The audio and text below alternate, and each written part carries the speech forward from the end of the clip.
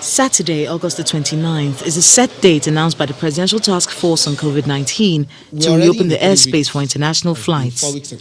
However, the recent number of cases reported among evacuees who came from abroad is now a source of concern for the task force, as the date for reopening of Nigeria's airspace for international flights gets closer. Out of the confirmed cases in Lagos on Saturday, 28th, that stood at 404 of those cases. 64% of that infection came from all manners of evacuees and the people who were returning from other countries for the purposes of going back to their places of work.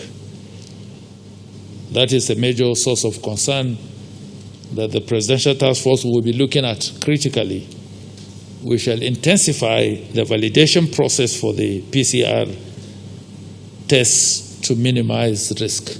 The national coordinator of the task force also highlights some of the protocols that will guide international flight operations. We will continue with the policy of ensuring that airlines only board passengers without symptoms of COVID and with negative PCR results.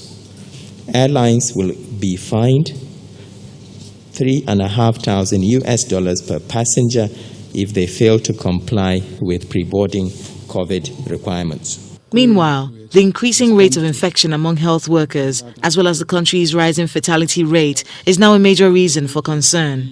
Our ability as health professionals to maintain high index of suspicion for COVID or any other infectious disease will go a long way to enhance the response and to ensure that there is no further transmission of the virus to the health worker or other patients.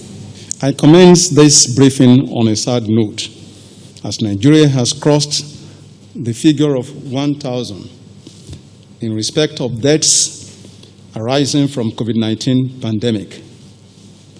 We shall therefore continue to review and strive for improvement in the treatment of COVID-19. Nigeria has recorded over 52,000 COVID-19 cases from the 379,542 tests conducted in the last 6 months.